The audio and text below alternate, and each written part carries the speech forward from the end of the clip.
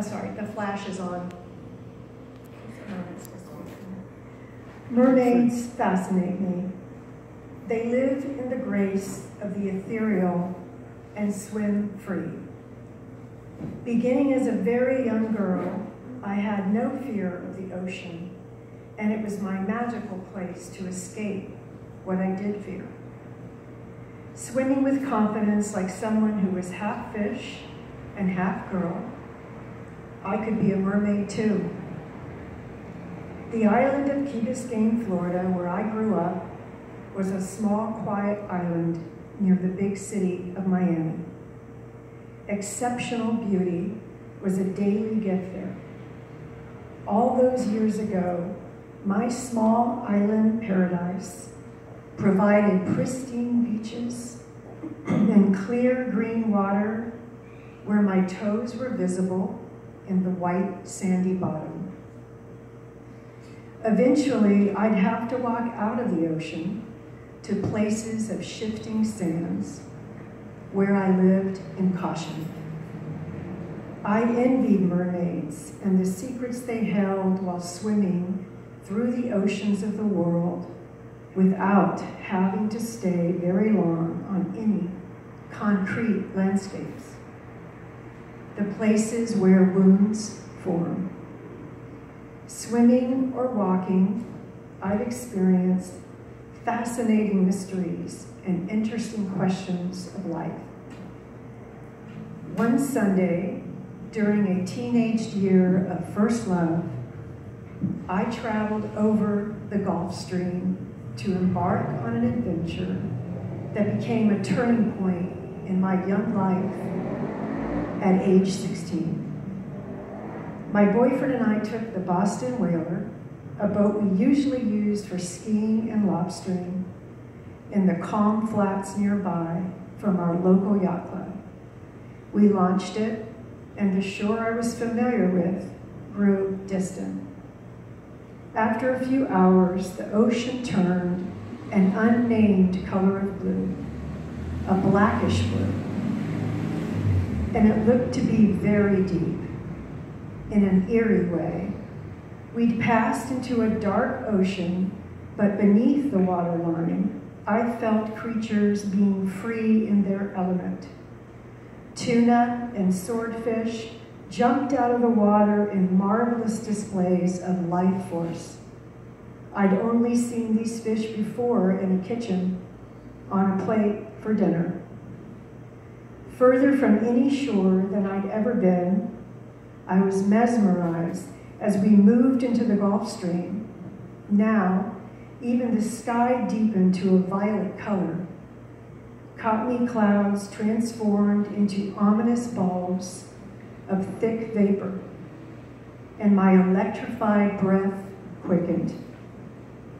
The safety of Key Biscayne was far from sight. A new kind of thrill overtook me, and I liked the feeling. And then a stillness fell over me, a certain peace. Hypnotized by these thoughts and the mystical surroundings, I had a strong desire to dive in the waters and drift forever in its daytime, midnight blue mystery to become a mermaid at last. With the thought of swimming, I felt a new spiritual mood shift into my consciousness. It was being alive. I united with the sea, air, and ocean life. Everything else slipped away as my body and spirit were pierced with a good and a sharp sensory awakening. The two of us and the boat slowly moved further into that mysterious ocean. I was sure the floor below us was full of ancient stories and shipwrecked treasures, thoughts of times past, the lives of other seafarers and wandering mermaids on these waters through history, stormy dangers, and other natural disasters, filled my head until my body spoke. wearing a skimpy bikini, my golden tan skin now prickled from a chill. A swordfish, larger than our boat, jumped from beneath the waves to show off by touching the sky. The magnificent fish exhibited colors of gleaming purple shades before returning to the water with a splash that created spectacular waves. The modest boat rocked hard in the ripple effect. I willed my hands, grasping the sides of the boat to stay safe. In such a vulnerable place, yet in a precious moment where all my senses were signifying, I was aware of my need to be open, adventurous, passionate, and free, no matter how huge my fear. I turned my attention back to my boyfriend.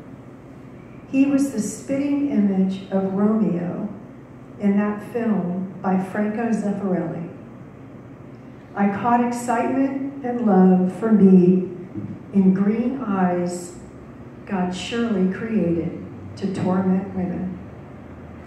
My first love held my gaze as his eyes turned emerald from the hue of the deep sea water. His thick, wavy, dark brown hair blew back against the horizon, and his muscled, tan body held a strong commandment of our shared vessel as we navigated the unpredictable waters. He gave me a smile that was sly.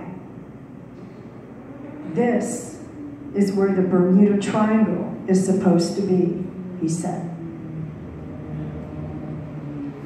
If you want to hear the rest of this, follow me, keep up, sign up for my blog, and you can hear the rest. Thank you.